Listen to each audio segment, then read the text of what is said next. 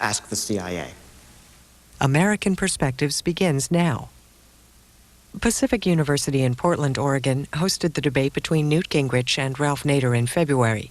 A professor and a student asked the questions during this 90-minute event.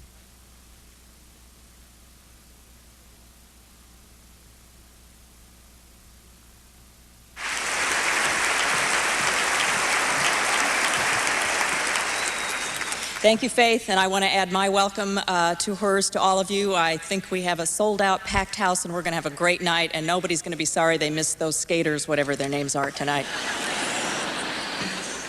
I think we want to move right along, so I'm not going to have a lot of words for you. The main show, that's where all the fun's going to come. I do want to begin by introducing the panelists who will be with me on the stage tonight. First is Professor Byron Steiger, who is a professor of sociology at Pacific University. He's been there since 1974.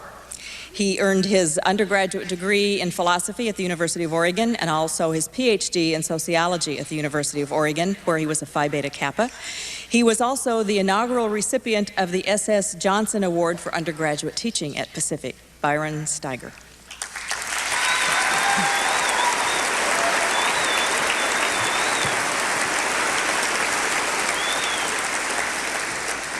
As is the tradition for these forums, the faculty member is always joined on the panel by a student panelist, and tonight's student panelist is Rob Wilsey. He's a political science major, a sophomore from Canby, Oregon, and his career goal is to be a college professor in the area of international studies. Rob?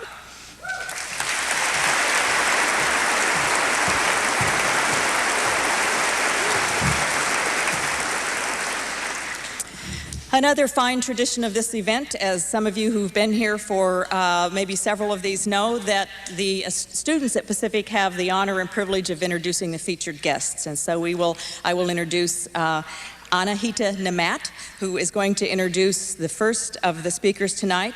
Anahita is a junior political science major from Orange County. Her goal is to work to become an international specialist, either for government or in the private sector. She will be interning this fall for Senator Gordon Smith, and some of you know who that is. Most all of you, I presume, know who that is. She is also Secretary General for the Northwest Model Arab League. Anahita.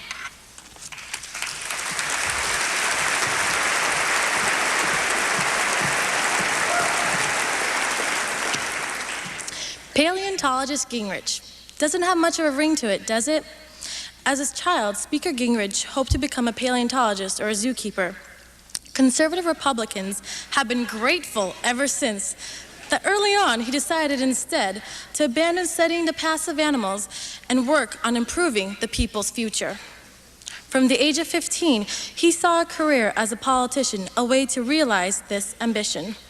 Speaker Newt Gingrich sees himself as combining the visionary idealism of a futurist with the practical realism of the politician.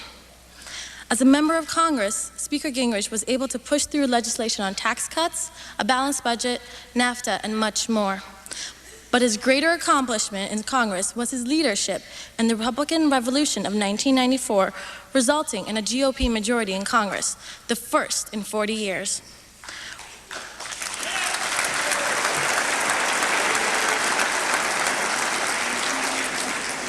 Within the first 100 days, he led the way to passing the majority of the planks of the contract with America. This led Time magazine to declare him Man of the Year in 1995.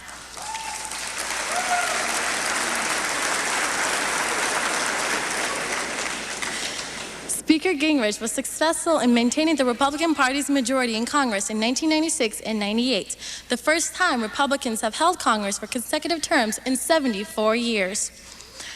Currently, Speaker Gingrich has not returned to his youthful ambitions of paleontology, but instead, he's still striving to stay ahead of his time by leading the Nano Revolution as the honorary chairman of Nano Business Alliance. Through this research on reducing waste and energy, Speaker Gingrich believes that these products will lead to the largest breakthrough in environmental quality in the history of the human race. Please welcome the futurist, Mr. Newt Gingrich.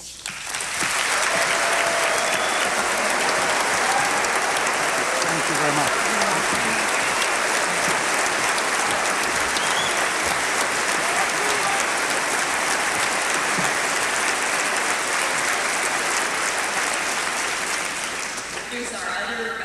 speaker for tonight is Kyle Treese. He is a senior political science major at Pacific University. He comes all the way here from Plano, Texas. He will be going this fall to Gonzaga School of Law. Welcome, Kyle Treese.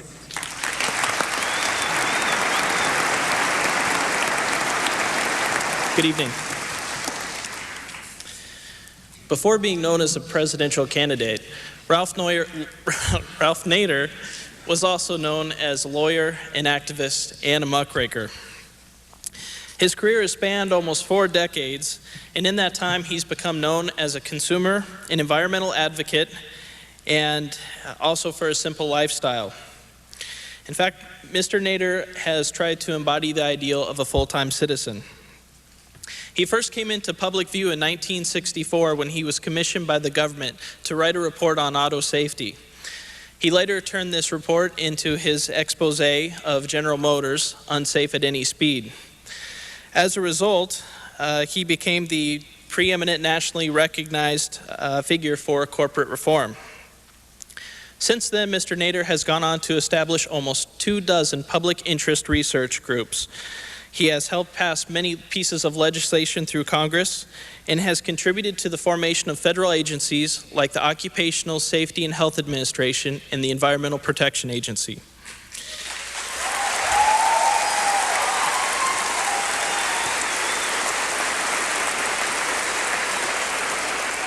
As you may have guessed, this is a man that's good at bugging Congress until he gets what he wants.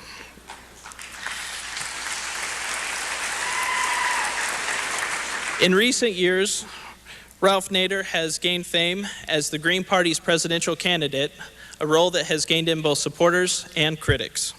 It is my honor to introduce you to Ralph Nader.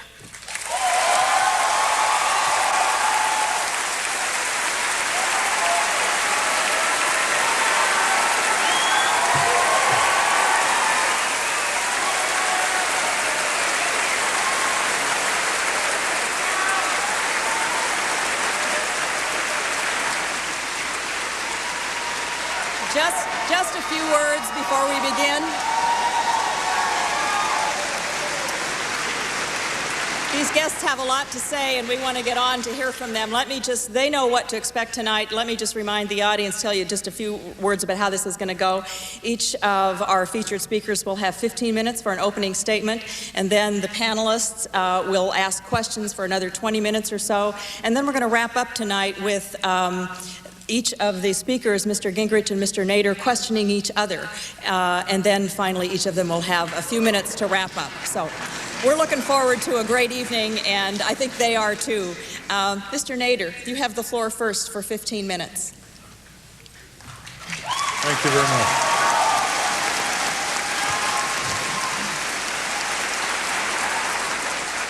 Thank you very much indeed, President Gable Nick and Mr. Gingrich, and ladies and gentlemen. In 15 minutes, we have a major challenge here in conveying the extent of concentration of corporate power over our country, and I want to approach it in a variety of ways. The first way is historically, because I think when we're a little bit distant from the concentration of power in the 19th century and early 20th century, we can be a little bit more objective about it. But if you go through one major social justice movement after another in our country, starting with the Revolutionary War, which had a predominant opposition to it, with few luminous exceptions of the business community, that was part of the Tory class, part of the opposition. The abolition of slavery was opposed by the cotton plantations and other dominant businesses, predominantly in the South. The drive for women's suffrage was not just opposed by more than a few men. It was opposed by some of the early industrialists who did not want women to have voting power to go along with their opposition to the rough edges of the Industrial Revolution, such as the use of brutalized child labor in dungeon factories and mines. The organization of workers and trade unions was a major struggle. It was opposed almost uniformly by the major industries of the time. Into the late 19th century, the possibly greatest political reform movement after 1776, the Farmers' Populist Progressive Drive, which took on the giant railroads and the giant banks that were squeezing the livelihoods of these farmers coming out of East Texas and roaring north and east and west to elect senators and representatives and governors and almost the president. Who were the opponents of that? It was the banks and the railroad companies and other major corporations. So in the 19th century, fortunately, these concentrated forms of power at great human cost, because of their resistance, finally had to give way to a more broad distribution of power. All of these movements had one cardinal theme. They involved a shift of power from the few to the many. Not an extraordinary shift, but enough to free a lot of people, enough to illuminate the opportunities for a decent standard of living by people who work on the farms and in our industries. In the 20th century, there were similar cycles of concentration of power opposed by the populist progressive movement. Concentrations of power in the financial industry, concentration of power with the emerging agribusiness corporations, and of course the coal mine operators and the steel companies and the auto companies. And once again, the struggle was to shift power from the few to the many. And in the 1930s, during the Depression, there were significant efforts by Franklin Delano Roosevelt and others to shift power to some of the regulatory agencies. So the unbridled discretion of corporations pushing the envelope as far as they could had to meet the rule of law and had to meet various standards of safety and health and economic solvency. What are we to learn from all this? Is that power, when it is concentrated, is unalterably on the road to abuse. Justice Louis Brandeis, who was on the Supreme Court in the 1930s, once said, quote, "We can have a democratic society, or we can have the concentration of great wealth in the hands of the few. We cannot have both," end quote. And indeed, the lessons of history, and especially U.S. history, is that when there is an imbalance of power between corporate autocracy and the civil society, that the mass of the people suffer as a result. And that when businesses are required to adhere to the rule of law, required to share power with workers, with consumers, with communities, with municipalities, and with other constituents, they tend to produce more and are better off as a result. Democracy is good for business. It is bad for bad business. It is good for good business. And I always am attracted to an analogy between the United States and Brazil. Brazil has been the subject of emperors and dictators and juntas for many, many decades.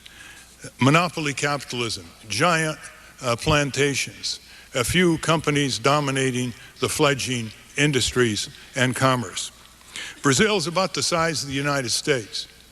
Brazil has most of the raw materials in great abundance that the United States has. It has now about 175 million people compared to our 283 million people.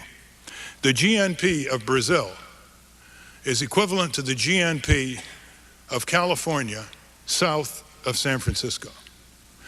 This reflects a considerable gap in the level of democratic processes between the two countries.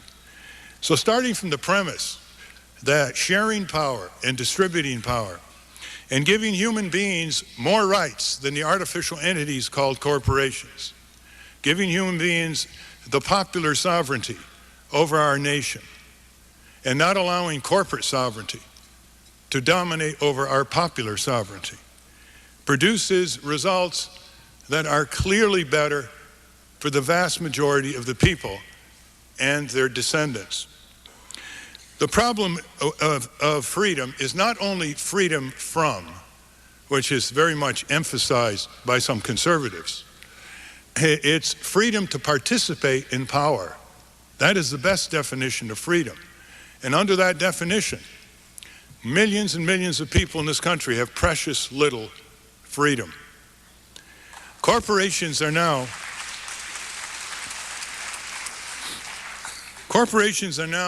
planning our future. It's called strategic planning. They are planning our political future, our economic future, our technological future. They are planning our genetic future, the genetic inheritance of the globe. They are planning our privacy invasion future. What are we planning? Are we organized? The only way to deal with organized money is with organized people. Indeed,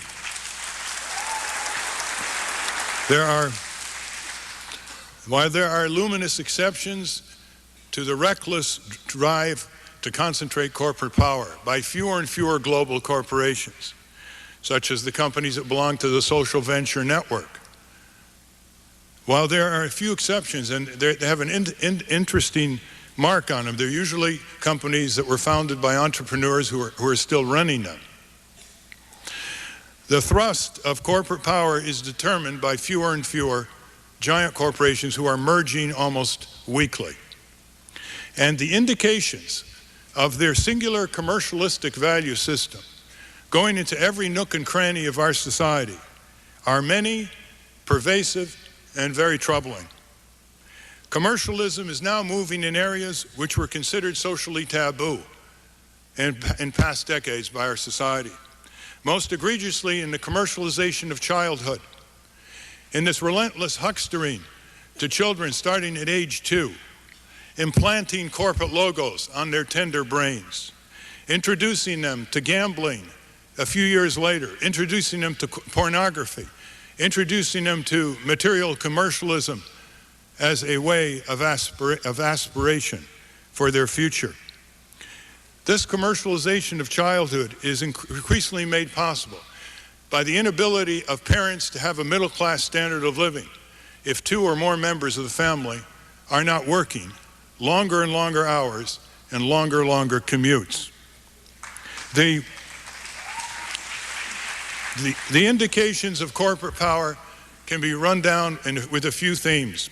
Make a list of all the departments and governments, agencies in Washington, and ask yourself, who is the overwhelmingly dominant external influence on these agencies and on these departments and on the U.S. Congress?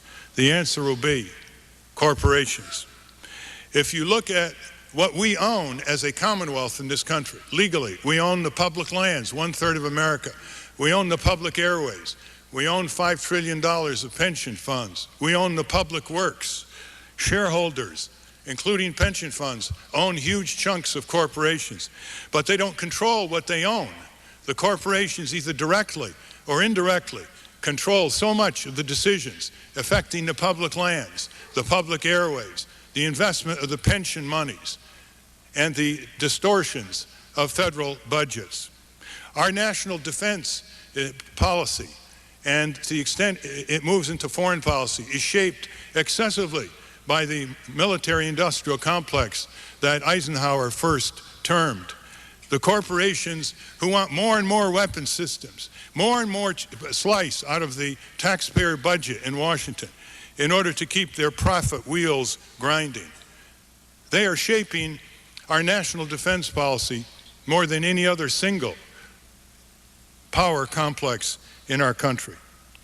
If you look at other indications, for instance, technology is erupting all over the country. And what kind of technology, and who's in control of it, and who benefits and who doesn't? If you look at America from 30,000 feet up, you see precious little modern technology benefiting the mass of the people. Even in the area of healthcare, it is highly concentrated for those who can pay for it and not properly distributed to reduce the mayhem and the death and the injury from medical malpractice and medical errors. Look at our transportation system. We're still using the infernal, eternal, internal combustion engine, which is over 100 years old and devastating our air and water and land use patterns. Look at our energy use, still heavily nuclear, oil, gas, coal. When the sun is up there, with 3 billion years of duration, ready to be used in renewable forms of energy.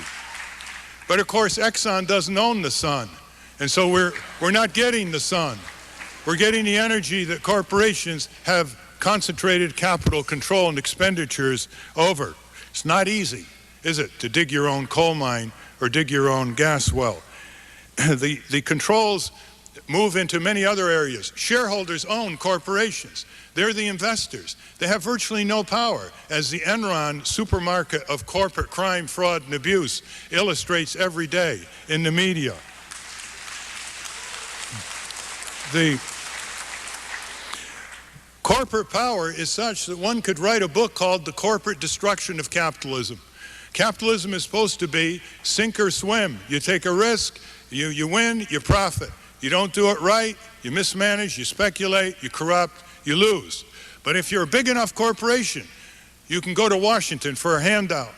The bustling bazaar of accounts receivables called corporate welfare in Washington accounts for over a third of what the federal government does these days. Handouts and bailouts and subsidies and giveaways and inflated contracts and technology transfers.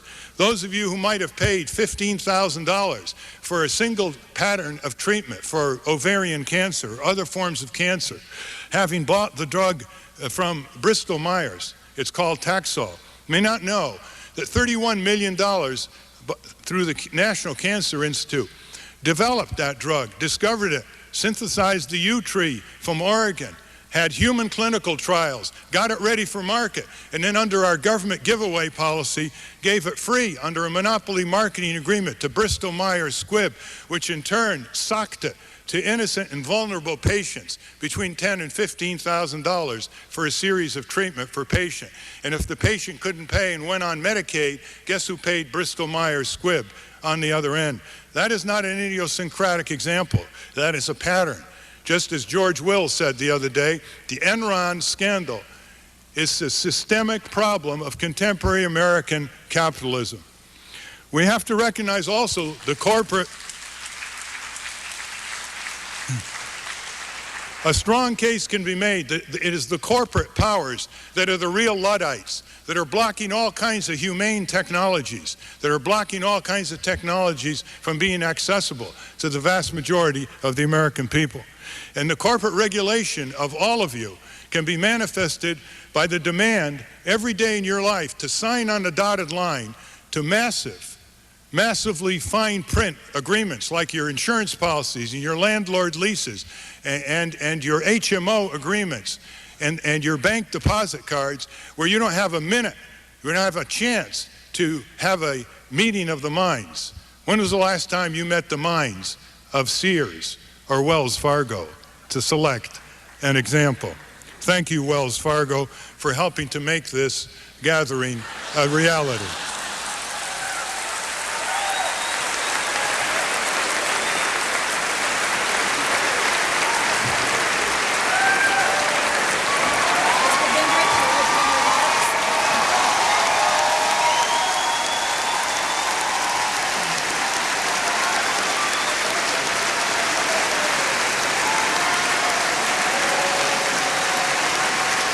We are taking turns tonight. It's Mr. Gingrich's turn.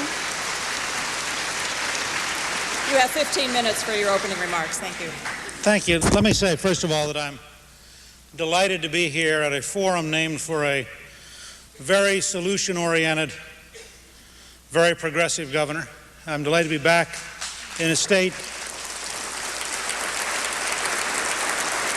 I'm delighted to be back in a state which produced in Mark Hatfield one of the true examples of courage and public service in my lifetime.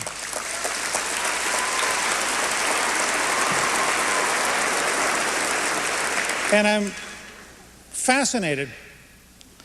As I was listening to Ralph, I was reminded towards the very end of a Mark Twain story of having one Sunday drifted into a church he'd never been to before and sat towards the back, and the preacher began to preach, and it was an amazing sermon. And Twain decided it was such an amazing sermon, he'd give $20. And the preacher continued to preach, and he decided it may have been the most extraordinary sermon he'd ever heard, and that he would give $60. And the preacher continued to preach, and he decided it might be the most soul-saving sermon he'd heard in his entire life, and he'd give $100. And the preacher continued to preach, and by the end, he took $20 out of the plate for the time he had spent. And let me explain what I mean. There are things Ralph said I totally agree with.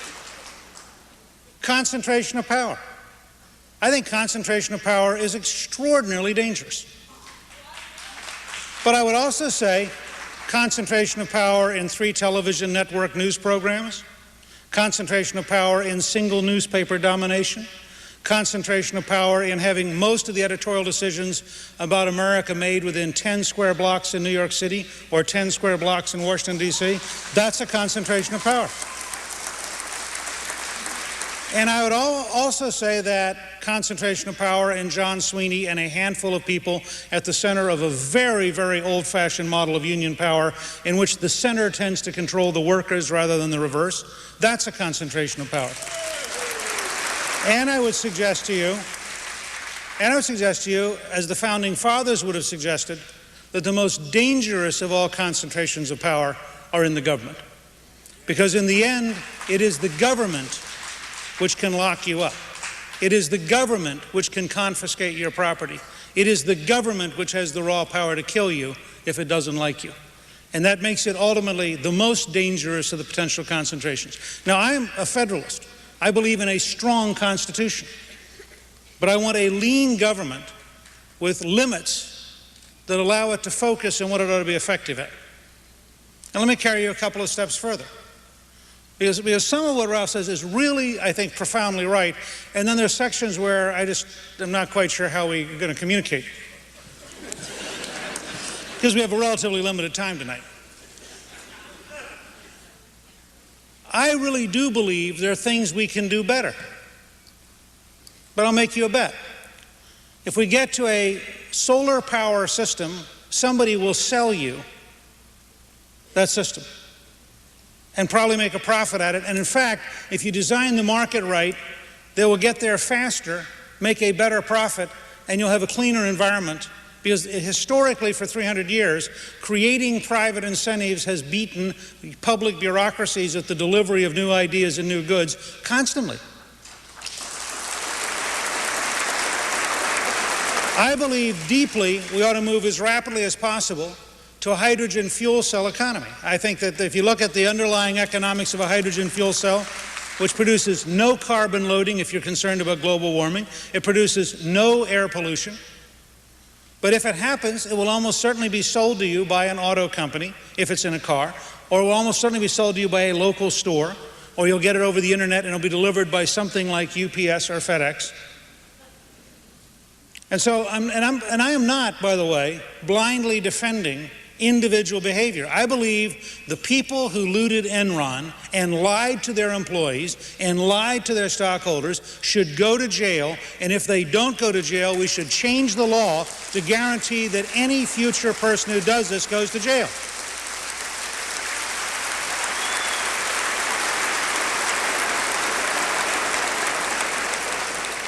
But I think at one level, I'm more optimistic than Mr. Nader. He gave you a wonderful litany. And by the way, he's largely right. People who have property, for obvious reasons, tend to be cautious about losing their property, whereas people who don't have property, by definition, have less to lose. So you go back to the American Revolution, although it is true that the largest single landowner in the colonies was the leader of the Revolutionary Army and ended up as President of the United States. So Washington sort of puts that a little bit to one side, but then he was irritated with the British, and it was a different story. It is true that if you were to talk to the large industrialists in Pennsylvania, they were not part of the abolitionist movement. Although in the end they paid the taxes, cast the cannon, and helped organize the armies which defeated the slave owners. It is true that the large railroads tried to run a monopolistic America, and that the combination of the populist movement and the progressive movement profoundly changed America for the better. It is true that by 1932 you had an obsolescent oligarchy that didn't understand modern urban industrialism, and that the New Deal improved it against the opposition of the very people whose wealth it was saving.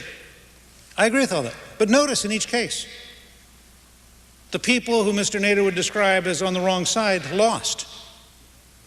It is a recurring pattern of American history that over time, with great frustration, if you are an idealist with persistence, the odds are you'll win. It has been true in the civil rights movement. It is true if you look at the handful of people who spoke out about tobacco in the 60s. And take the giant, powerful tobacco companies and take the total resources available to those who said tobacco kills, and you can't possibly argue that the corporate power of the tobacco companies in the end won. They slowed things down, but it's clear this is probably the most anti-smoking country in the world. And any of you who've traveled overseas know that. That was despite the opposition of the corporations. Now, I want to start with this notion. While I do think centralized power is dangerous, and I do think some corporations do bad things, and I favor in the Theodore Roosevelt tradition a government which monitors, which referees. I like to know if I walk into a McDonald's that I'm drinking clean water. I like to know that if I order a hamburger, it's actually hamburger. I like to know that there are standards we keep. These things may seem small, but if you travel around the planet, you will gain an increased appreciation for living in a country where you have a reasonable belief that it actually is what it says it is. And in that sense, I think Mr. Nader and I are probably on the same side. I want an informed citizenry, actively aroused, prepared to go to the polls. But let me point out his point about the millions of disenfranchised. While I may not have particularly liked it, if we had 800 more disenfranchised people vote in Dade County, Al Gore would have been president on September 11th. I mean, 800 people out of 285 million strikes me as a fairly high level of power. I won 2 elections by under 1,000 votes. I thought every one of those folks had a franchise of enormous power at that point. I won the whips race by 2 votes, 89 to 87. I then had 15 members who thanked me for having been the margin of difference and told me how proud they were of the role they played. My point's this. You're looking up here at 2 people who are proof that America works. I mean, here's a guy who goes off to write a government report, certainly one of the least likely of all activities, although one which has historically been very important. I can show you government report after government report which changed America and changed the world. And in his case, he decides he's not getting government to move fast enough, so he writes a book which becomes a wild bestseller. And then he has the largest industrial corporation in the world decide it will prove that corporations own America by crushing him. And then they lose the lawsuit.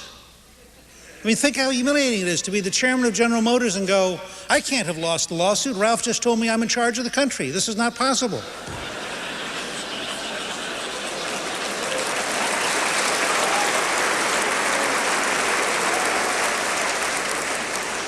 I had the same experience. You need to understand my background.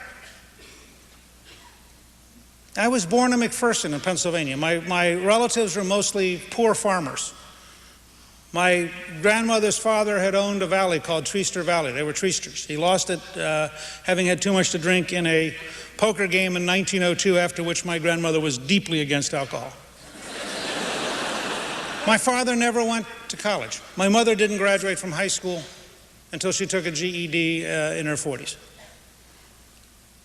Most of my relatives were steelworkers. I had an uncle who was desperately important to my future because he worked as the guy who checked your car at the garage when you drove into a state building. But because he was a state employee, he could get me access to the Harrisburg, to the state library in Harrisburg, which opened up my world by allowing me to walk through the building.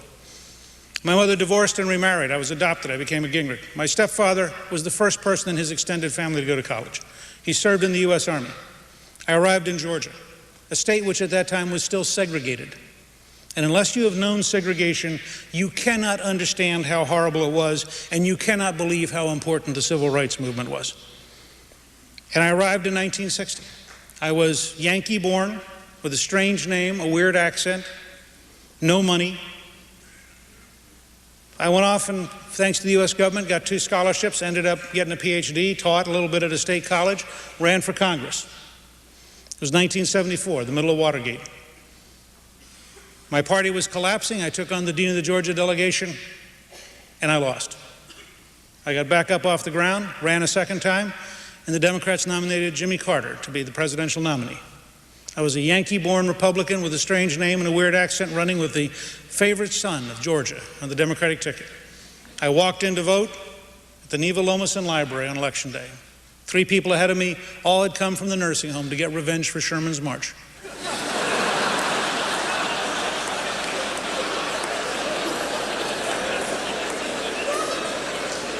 I thought to myself standing there, I don't think they're going to split their ticket and vote for me. I lost a second time. I won. I came to Congress in 1978 when I ran for a third time. And in Congress, I represented a party which had not been in power for 26 years. And I raised the radical idea, what if we were to decide to be a majority? I was considered a nut. And Ralph knew me in those years, and he'll tell you flatly, I mean, there were people who'd say Gingrich is weird. I am weird, but in addition, I was a nut. I mean, you can't be both simultaneously. And I crisscrossed the country, recruiting mostly middle-class candidates. And we got to be a majority. And my point's this. The 2 of us are living proof that, yeah, the big boys have a lot of money. And yeah, the big boys have a lot of power. And yeah, you start every morning with the big boys ahead. But the truth is, the big boys aren't real smart. And they're too busy fighting fires. And in the end, if they're on the wrong side, the American people whip them.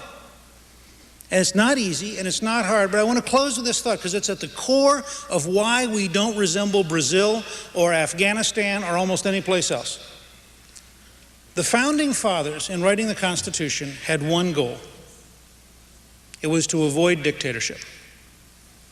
And their greatest fear was that the American people would give themselves a dictator. And the Founding Fathers thought of themselves as engineers, and so they set out to design a machine so inefficient that no dictator could force it to work.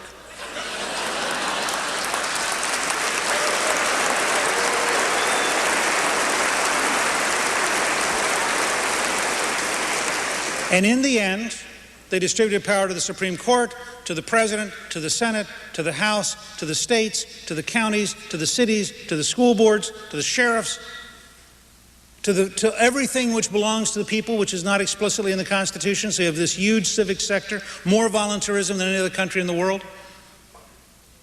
And then they passed a Bill of Rights to make sure that the government couldn't overreach, and they protected the right of free speech, etc. And in that setting, guess what? They invented a machine so inefficient that we can barely get it to work when we try to voluntarily.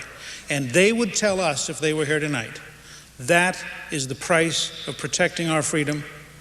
And I would argue that in the long run, the interest groups resist, the interest groups take advantage, the interest groups sometimes cheat, as they have in my judgment in the Enron case. But in the long run, the people actually do rule more in this country than in any country in history. And we've had 225 years of moving from propertied white males to moving to every citizen. We aren't perfect, but the long march in the right direction is still going on. Thank you very, very much.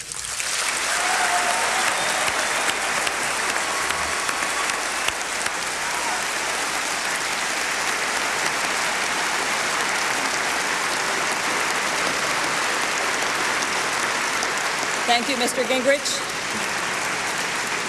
And now we'll move to the next phase of this evening's program, and that's questioning by the panel. And this round, we won't set strict time limits, but I'd ask each of you to keep your answers within a couple of minutes, please, and we'll try to make that work. The shorter they are, the more questions we can get to, and that's good, I think, for the audience. We'll start first with Professor Steiger, who will ask a question of Mr. Gingrich. If they can limit their answers to 2 minutes, my question may last longer than that. Mr. Gingrich, in the 5th century BCE, Herodotus said, "Without a debate in which both sides of a question are expressed, It is not possible to choose the better course. All one can do is accept whatever it is that has been proposed, but grant a debate and there's a fair choice to be made. We cannot assess the purity of gold merely by looking at it. We test it by rubbing it on other gold. Then we can tell which is the purer. That is what I wish to accomplish, and watch you two rub each other eventually and find out which is the purer.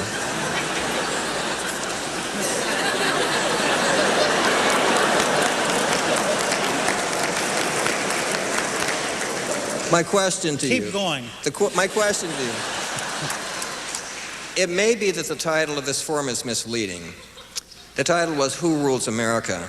To assume there's an entity that rules America is to give some entity the power of a monarch to do as they wish, more like the Wizard of Oz who controls the system from behind the curtain. Rather than being some establishment, a nebulous they that is a malicious evil conspiracy, the system may be a much more transparent mechanism. Simply put, America is a plutocracy. America is run by those with wealth. This is not a conspiracy. Those who are successful within the system believe in the system, and then that allowed them to be successful. They have the opportunity in the political system to give money to those with similar beliefs. Those politicians are not corrupted or bought by the money, nor are they co-opted into changing their beliefs to rise in the system. Simply put, only those people's views who are in agreement with and acceptable to those with wealth can rise in our political system with the money influence. Who runs America? Those with wealth to select and support those whose views are consistent with their own. In sum, America is a plutocracy. I think there's a question in there somewhere. Would you like to respond? Well, I mean, I'm broken up into three parts here: Herodotus, rubbing, and plutocracy. I think I'll stick with. I think I'll go for the plutocracy one. Look, do people who are rich have substantial influence? Sure. Do people who are rich, people who create wealth and people who possess wealth have advantages? Obviously, I think it'd be silly not to say they do. Are they, in the traditional political science sense, a plutocracy? That is, do they acquire to themselves enough power to be unchallengeable? I think it is impossible. If you talk, as I have over the years, with Andy Young, for example, or John Lewis, if you watched and lived through the civil rights movement of the 60s and the 70s, it is impossible to argue that the plutocrats were on the side of Martin Luther King Jr. and the civil rights dissenters. That in fact, going back to Ralph's point, people who have resources tend to be cautious and careful. And there you had willful people, John Lewis as a sharecropper's son, who just couldn't be stopped. And ultimately, it was the courage of those without money which shamed those who had money into changing their position, because they couldn't stand the pain of watching their country do the wrong thing any longer. And I think that if you see that whole period from the mid-1950s up through the end of the 60s, you see that the plutocracy, in fact, was broken up, fought itself, and in the end was prepared to change in very significant ways.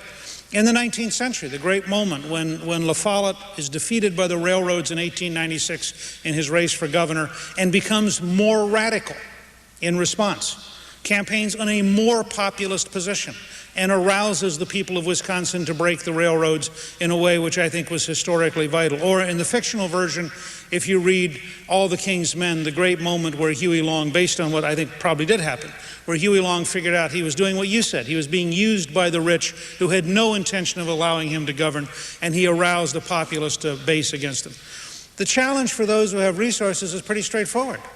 You had better be siding with the people enough that the people don't get so angry that they take you apart, because in the end, in this country, if you are deviant enough from the people, they will take you apart, and in the end, that's where the power ultimately relies. Yes, I think those who have power have significant resources, but I'll just one last example.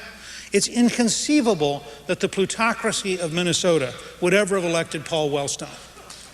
The people of Minnesota did, despite whatever those who had wealth thought of the proposition, and Wellstone has not since been seen visiting the plutocrats on any kind of regular basis to seek instruction.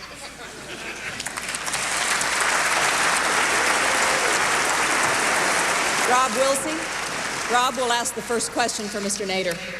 And I promise to keep this short.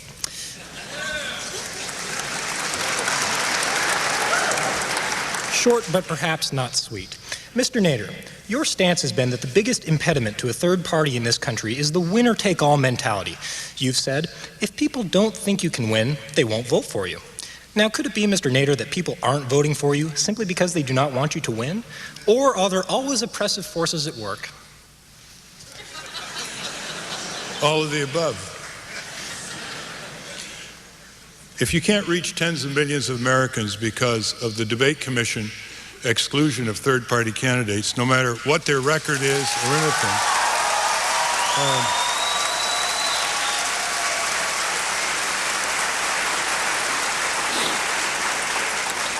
regardless of the track record of the candidate, the agenda of the candidate, the audiences coming to hear the candidate, regardless of national polls that showed majorities wanted me on the debate with Gore and Bush, if only because they didn't see the debates as a cure for insomnia, how can you reach people? We have allowed the debate commission to become a de facto monopoly because of default the mass media that only collaborates with them. So let's have a level playing field and let's have it out in front of the American people and let's see who would prevail. The second is a third party comes up against huge entrenched historic barriers from ballot access, such as in Georgia and North Carolina. The debate commission is another obstacle.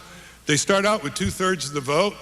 That is hereditary Democrats or hereditary Republicans who vote for the nominees of their parties regardless who they are because their great-grandparents did.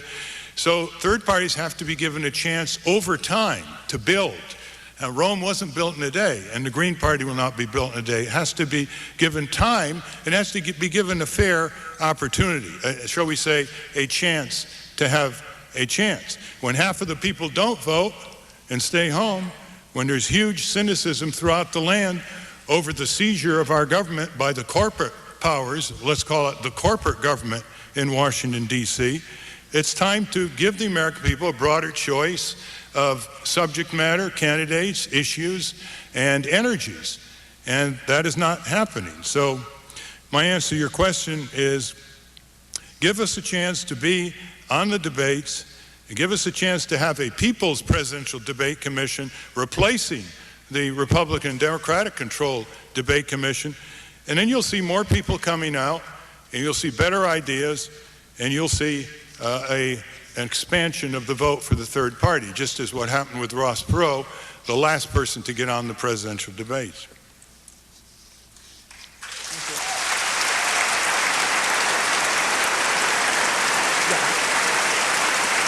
I'm going to exercise the prerogative of the moderator here and ask Mr. Gingrich if he would respond real briefly to the debate commission and tell us his view about that. Look, I think this is a perfect example of what we mean about concentration of power.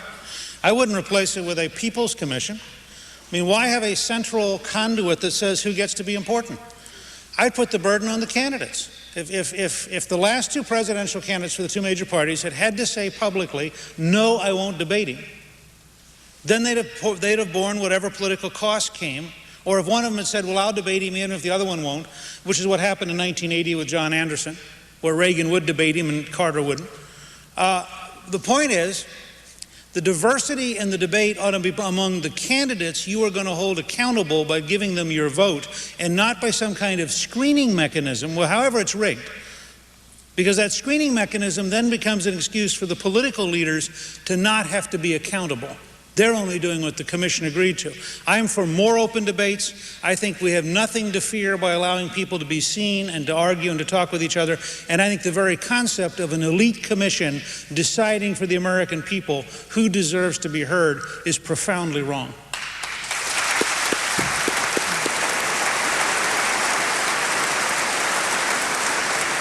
Professor Steiger, have a question for Mr. Nader.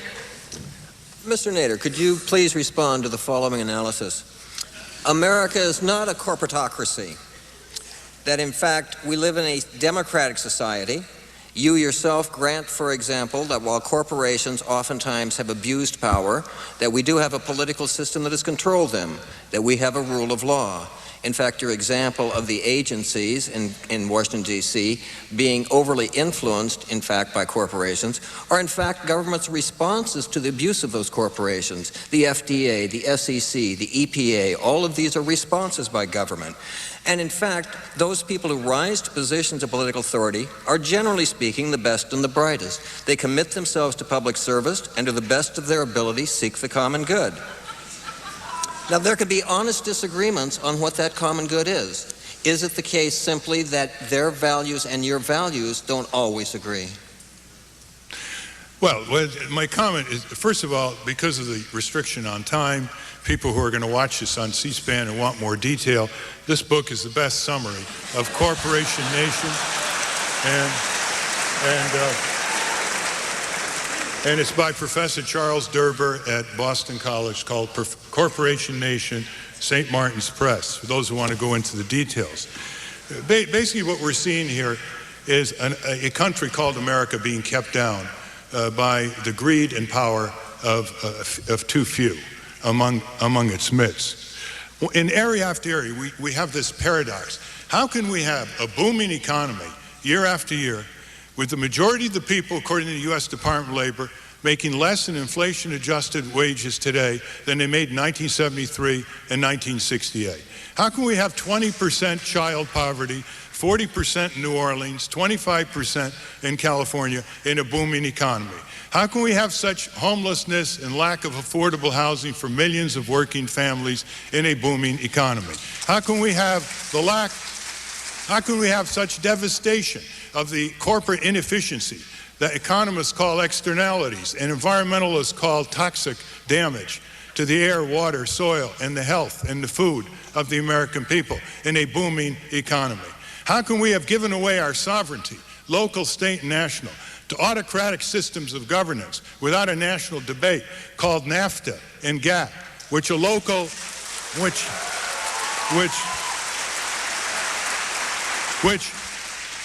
have totally anti-American, anti-democratic processes, closed courts that the press and citizens cannot attend, no transcripts, no independent appeals, harmonization committees meeting in secret to decide truck safety and consumer and environmental and food safety standards, pull-down trade agreements autocratically enforced should be replaced by pull-up trade agreements between nations, democratically aired and decided. And I want to point out that one of your successful businessmen here in Portland, my Princeton classmate, Kenny Lewis, has courageously stood tall against where these kinds of pull-down trade agreements are taking our country and the rest of the world. They're not just bad for our country. They're bad for other places in the world.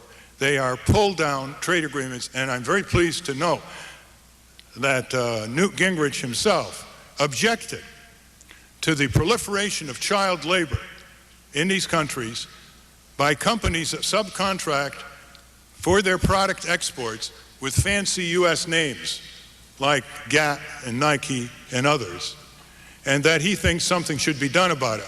Well, I have news for you, Mr. Gingrich, because I've read every page of these trade agreements, unlike most members of Congress, that these trade agreements prohibit restrictions on imports based on process standards objection. That is, based on how they are produced.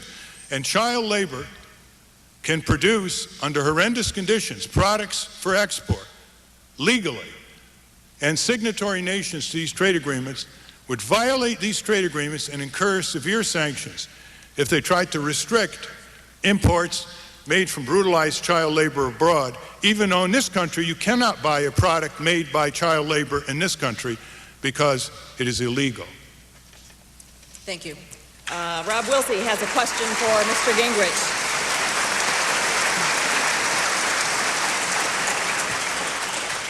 Mr. Gingrich, I was struck by your reference earlier to Huey Long. Long once said that fascism will come to America in the guise of anti-fascism. Do you see in current so-called reform efforts the stepping stones to an even more oppressive system than the one that these reforms purport to remove? I'm thinking, for example, of the federal election bureaucracy that the so-called campaign finance reform bill will eventually require. Well, let me say, first of all, that since fascism once upon a time had a real meaning, and that it meant a state-controlled system with secret police and a level of oppression totally alien to the American experience. I think it's relatively, well, there's a simple test. Ralph Nader, well-known critic from the left, and Newt Gingrich, well-known right-wingers, show up. How many of you were oppressed not to come tonight? I doubt if very many of you were beaten up or told, if you come, you'll lose your job in the morning. I mean, when you go to a truly fascist society, you see a total different standard of oppression and of the enforcement of power by the state. So in that sense, I think Hugh Long was just wrong. Now, do I worry that beginning to abridge the First Amendment right, which is very straightforward, Congress shall make no law abridging the right of free speech?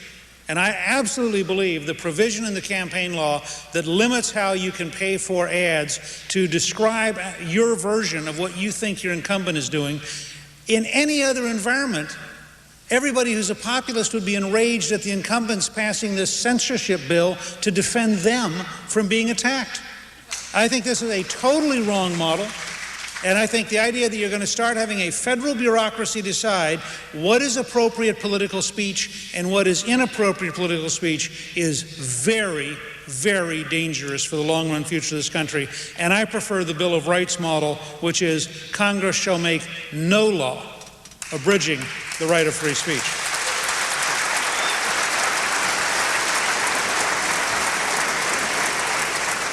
We're going to turn now to the next phase and spend the next 12, 15 minutes and let these two well-spoken gentlemen fire questions at each other. And again, I'll ask you to keep both your questions and your answers as brief as possible so we can move along. Let's see, Mr. Nader, would you like to begin with a question for Mr. Gingrich? Yes, a very short question. In a recent issue of Business Week, there is a cover called "Too Much Corporate Power?" ? And Business Week, in 7 devastating pages, answered yes. Wrote an editorial saying corporations should get out of politics because corporations do not vote, and polled the American people with the question, do you think corporations have too much control over your lives? 72% said yes. So I ask you, Mr. Gingrich, often known in the Congress as the tribune of corporate power, clear it with Newt, more than one corporate lobbyist would say, do you think there is too much corporate power in America today? And if so, what would you do about it?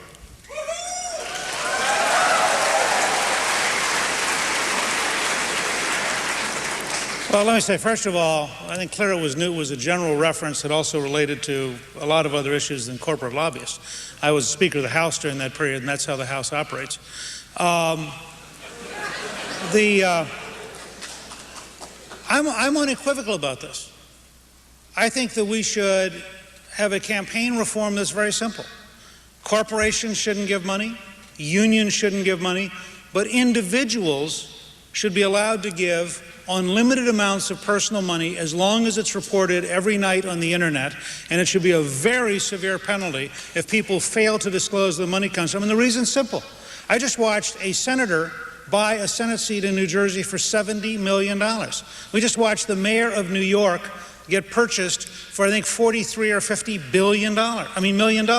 Now, if you're a middle-class candidate, the greatest crisis you face in America today is you can't possibly go out under the current hard dollar limits and raise the money to offset that kind of wealth. If Bob Franks had been able to raise personal, non-corporate, non-union money in the New Jersey race to come even half the amount that his opponent spent, he probably would have won the Senate race, which was very, very close. And the same thing would have happened in New York. Without all those millions of dollars, I think there's no question that Mark Green would have been the mayor. And I'm not trying to pick a fight with individuals. I'm just saying if you look at the most alarming pattern of the last 25 years, it is the ability of individuals who either inherit or earn enormous amounts to be able to buy that. So first of all, I'd say I'm very happy to get corporations out of politics. I think it would be better for America if you had no union and no corporate donations, but individuals could donate of their own after-tax income. Second, if you don't like the corporate boards, if you'll notice what Ralph said earlier about the difference between entrepreneurs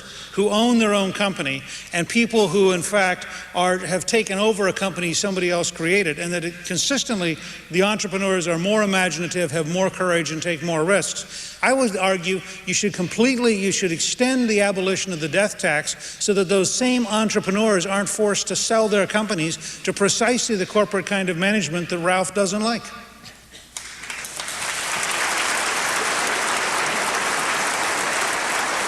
Mr. Gingrich, I presume you have a question for Mr. Nader? Do I take that as a yes? Yeah. There's too much corporate power? I would say not allow them to give any money was pretty close to a strong yes. I'm not sure what part two would have been. Let me ask you about, because I've always been fascinated by this. Given your analysis of the plutocratic power of corporations in America to dominate the system, how do you think General Motors lost in their effort to drive you out of public life? Well, you know, domination by corporate power is not 100%. And what you have very, very astutely provoked in your argument is what I call the liberals' dilemma. And the liberals' dilemma is that as liberalism coursed its way through American history, opposing the Tories and King George III and the conservatives, and in every area that liberals pushed, conservatives, calling themselves conservatives, except for the GI Bill of Rights, opposed. You know, they opposed trade union. They opposed Medicare. They opposed Social Security. So while it is clear what I am pleading for is a recognition that in the last 20 years there's been a severe imbalance of power, and that corporate power is much more powerful in the last 20 years than it was in the 60s and in the 70s, and all kinds of indicators. And while certainly the people have risen up and they have beat back corporate power and the country's become better as a result, that does not take away from my argument that corporations in so many pervasive ways, technological, economic, political, biological, environmental, you name it, psychological, are gaining headway and the people are slipping behind. They're being shut out more and more. One of the reasons I ran on the Green Party ticket is because increasingly both Democrats and Republicans go to the same fundraising dinners with the same corporate lobbyists in Washington, D.C. day after day. We're shutting out the civil society, including conservative groups who told me that they couldn't even get an airing for some of their issues. And so it's important to note that there are these ups and downs, and we're in a serious down path now in terms of the decline of our democratic society. And simply to say, well, tobacco is on its heels, they made more money than ever last year. And yes, they've lost market share in terms of the number of people they're going to be able to kill in this country. But they're going abroad. They're going abroad to hook tens of millions of youngsters in Asia, Africa, and South America for a lifetime of addiction from which 1 out of 3 will die. So we really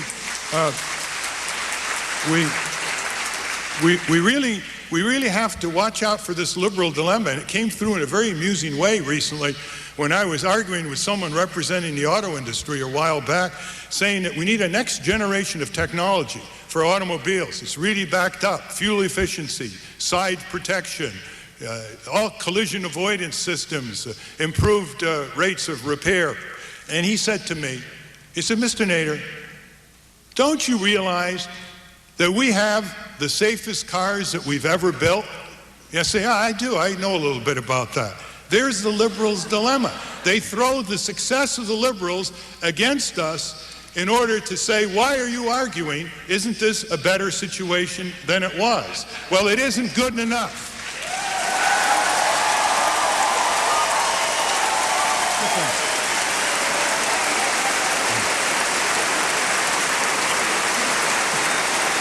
It's your turn. It's your turn, Mr. Nader, to ask a question of Mr. Gingrich. Mr. Gingrich, let me ask you on a local issue. Enron bought a while back the local electric utility here, Portland Gas Electric. And of course, Enron now is in bankruptcy. Two executives at Portland Gas and Electric last year must have got the signal from Houston because they sold early and made $100 million, which is real money. And the 401ks of the employees was depleted by 110 million or so, give or take. There's an increasing controversy here in the city as to whether the Enron company should sell the local utility to another Northwest Natural Gas Company utility, which people here have argued will increase electric rates to businesses as well as residential, and will in many ways make the people worse off. There's an argument here that the city of Portland should municipalize this utility with due compensation.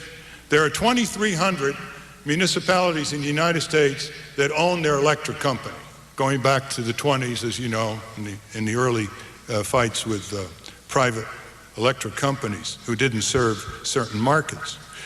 Do you think there should be a referendum here in Portland to give people a chance to decide whether they want to municipalize their electric company or whether they want to see it sold off to another company with adverse consequences for consumers and businesses?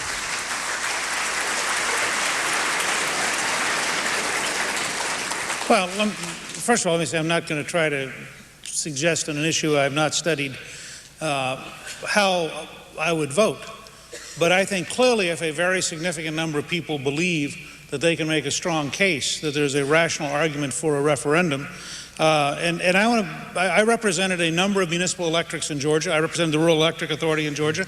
And again, I think I'm a conservative. I think I'm a conservative in the federalist sense that Washington and Jefferson and would have been conservatives, in that I believe in a principled expansion of freedom by using the rule of law, by having effective but lean government, not weak government.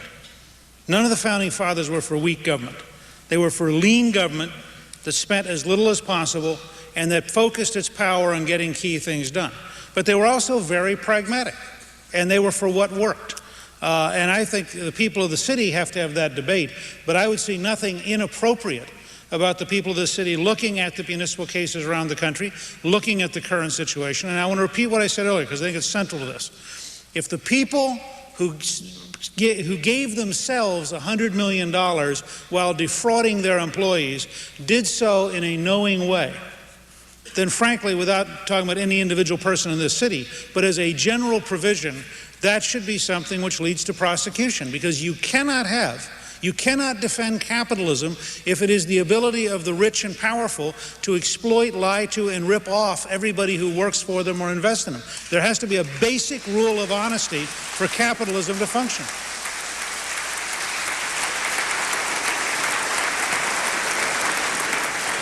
You raised a very interesting point earlier about middle-class families struggling, and that's frankly why I worked so hard in 1994 through 97 to pass the first tax cut in 17 years.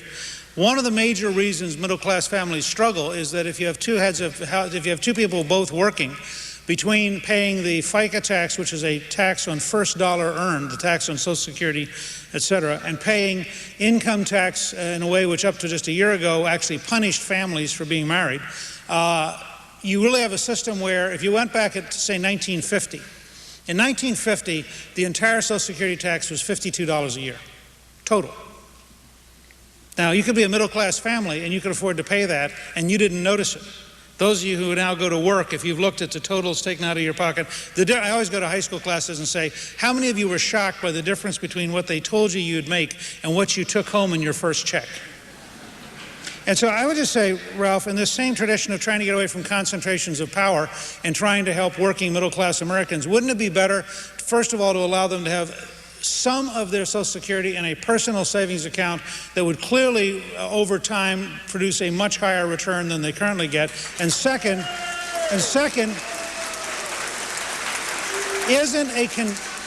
Isn't the problem of total taxation in America, state, local, and federal, a significant burden on working middle-class families that limits their ability to stay home, as you suggested? It would be nice if they did in your earlier comments.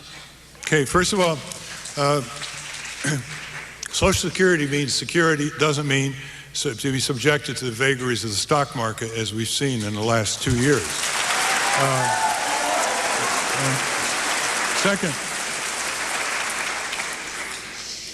Second, you know, the drive for these personal accounts chipping off from Social Security will destabilize the system itself, which is now solid as a rock through 2038, according to the Social Security trustees, based on a 1.7% annual economic growth. As you know, the economic growth in our country has been about double that in the last 30 years. So the first slight dip in return after 2038, assuming we have 1.7% growth, is not going to happen, because the last 30 years have had double that economic growth. But if you take a portion away and put it in these kinds of investments, we're going to destabilize it. And second, why not go down to some of the conservative economists? By the way, conservative economists back 20, 30, 40 years ago had programs to abolish poverty that today would be considered very radical. Richard Nixon had a proposal to Congress, which was rebuffed, to start the country on the path of abolishing poverty, the National Incomes Plan. No other president since has even dared to discuss the issue of abolishing poverty as we know it. Western countries have virtually abolished poverty as we know it in this country. Like child poverty in the Netherlands is 3%, and they're ashamed of it and want to do something about it. So these proposals have said, start out every American born with a certain nest egg, which will then grow. These are the kinds of things in addition to Social Security. Why not put a tax on stock transactions? You go here in Portland, you buy a book, you buy food, you buy clothing, you pay sales tax. Someone buys, no? Okay. They do. They do in most states. Let's put it that way. They do in most states, and it's 5 to 6%. The overwhelming number of states have a sales tax. And yet someone tomorrow can buy $1 million worth of General Motors stock, no tax on that transaction. A very tiny penny-type tax on stock transactions would raise enormous sums. They could be used for these kinds of long-range trust funds, or for universal health care, or for a variety of public trust mechanisms. On the tax question that you asked, which is really complex, as you know, just to answer it, as I just learned, I think there are about 30 million families in this country that really don't pay a federal income tax anymore. Low-income people, they pay the payroll tax, etc. That's the big cut.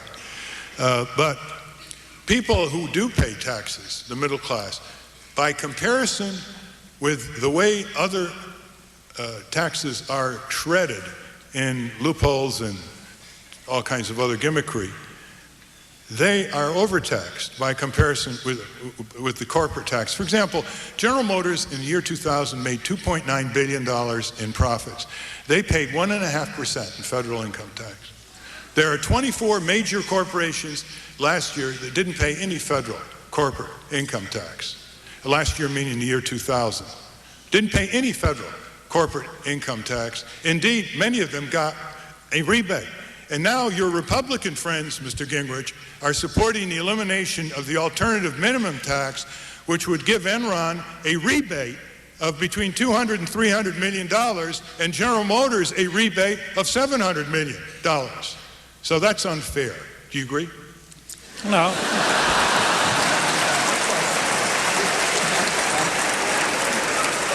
If the $300 million will go to the stockholders, I'm all for it. If it goes to the guys who are on top, I'm totally against it. You can answer that in our wrap-up. We are, unfortunately, this has been great, but we are at the final stage now. We have enough time left for each of our guests to give a 4-minute wrap-up and to answer questions left unanswered, say whatever you'd like to say to close. Mr. Gingrich, you may go first. Let me say, first of all, I think this has been very, very interesting. I hope you have found it stimulating, and I think that at a minimum, you have had a chance to listen to two people who care passionately about ideas, who care passionately about our country, and who really believe that you can make a difference, that each of you can make a difference, that as citizens you can have an impact. Let me also suggest to you that it's desperately important. You're watching right now the second phase start in Afghanistan, and it's going to turn out to be a very messy, very complicated phase. Because it turns out that creating a free society, creating prosperity, giving people security is a really complicated business. We undervalue it. We take it for granted. We look at disasters around the world, from Bosnia to Kosovo, from Sierra Leone to Somalia, from Afghanistan to southern Philippines, and we sort of shrug our shoulders and say, boy, they have a problem. But I think, frankly, we don't spend enough time talking to ourselves about this miracle that we've inherited.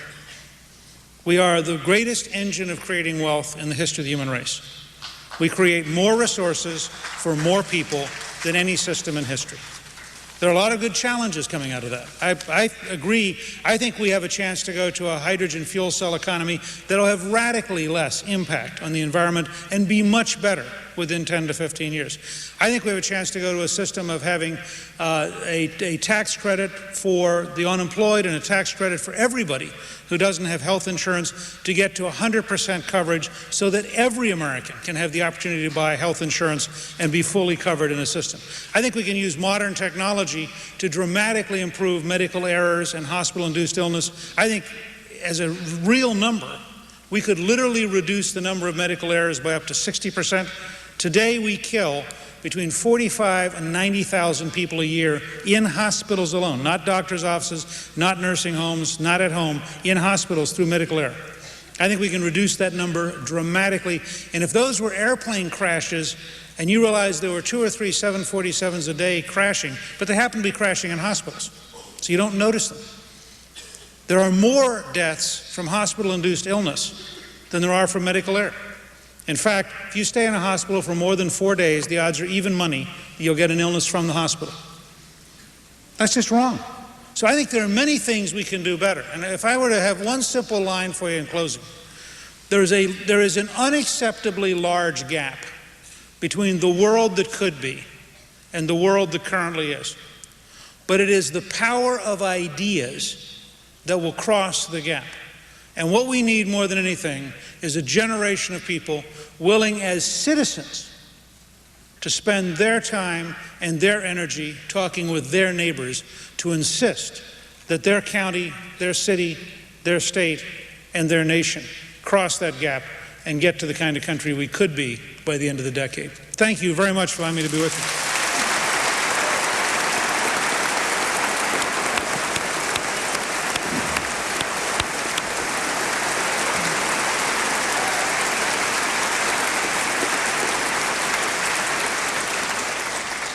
Mr. Nader, you have the last words. Yes, this has been all too brief a discussion, and we need to find ways to extend it throughout the land. We have the greatest communication technology the world has ever known, and our minds have been reduced to sound bites, at least for those who have a chance to get on the mass media, which is very few people. Our country has more problems than it deserves and more solutions than it applies. That reflects a deep democracy gap where the domination of corporate power is increasing, especially over our government, turning our government against its own people, or bleeding our government by corporate ripoffs. The transfer of technology by your tax dollars, government-sponsored R&D, research and development, has launched most of the major new industries in our country, from aerospace to biotechnology, to new pharmaceuticals, to a whole variety of industries that wouldn't exist today as we know them without the taxpayer research and development dollar. And it's important for us to get something back for that. We need to have a concept of reciprocity applied to corporate welfare coming out of our tax dollars via Washington, D.C. The way to do that is to strengthen the 5 roles we have in our political economy: the voter role, the worker role, the consumer role, the investor role, and the role of the citizen, generically speaking, as well as the taxpayer. How do we do that? First, by our inner resolve to respect our own significance as citizens and divert more of our time and talent into the pursuit of a stronger democracy, the greatest mechanism ever devised to solve human problems and foresee and forestall future perils. And the second is to demand that our government, which spends so much of our power and money facilitating commercial pursuits, our government begin to affirmatively facilitate the political and civic energies of the American people by providing facilities where they can more easily band together through stronger labor union organization laws, through stronger taxpayer checkoffs to band together in taxpayer groups, to stronger voting rolls, getting corrupt money out of politics, and putting public funding for public elections as an irresistible appeal to candidates at the federal, state, and local level. We need also to strengthen the power of consumers to band together, whether through cooperatives or through litigation, or through the ability to combine in negotiating power with the giant companies from Citicorp to Bank of America to General Motors, using internet aggregate purchasing power to leverage improved utility to the consumer dollar, health, safety, and economic rights. And we also need to have courses in our schools where our youngsters learn how to practice democracy, where they learn how to develop citizen skills. They learn how to develop citizen skills the way they're learning computer skills or accounting skills or marketing skills, so that when they finish school, they don't go through life on their knees swallowing grievances, saying they can't fight City Hall or they can't fight Exxon, or is it Enron now? They basically go through life as confident citizens, bringing together the humane value systems of our country and subordinating the commercial value systems as servants rather than as masters. And so to expand this effort in the true spirit of the internet, those of you who want to connect with other groups, the critical websites that we have developed, essential.org, that is a key networking, linking website, crashingtheparty.org, that's the website for my new book on how to build a new democracy and the experience of third-party politics, citizenworks.org, which is a website designed to improve civic training and advance networking and the agenda of popular sovereignty and a deliberative democracy. And finally, democracyrising.org, which had its first major rally, guess where? Here in Portland, Oregon, at the Rose Garden last year with 7,500 people, and is having civic rallies all over the country, bringing local groups who are working valiantly to improve their community together and connecting them with national missions that will make this country the pride of future generations, the ultimate test of our pursuit of justice and happiness in our country and the world today. Thank you.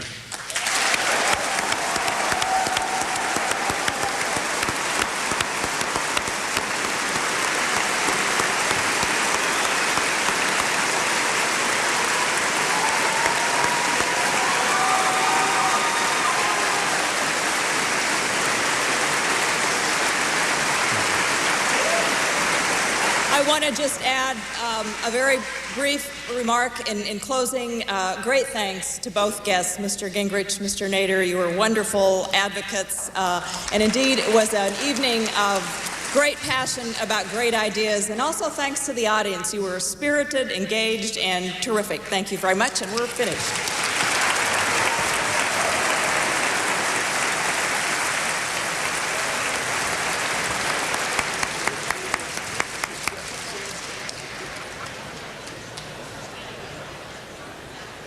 If you'd like a copy of this or any other American Perspectives program, you can buy one online anytime. Log on to cspan.org/shop.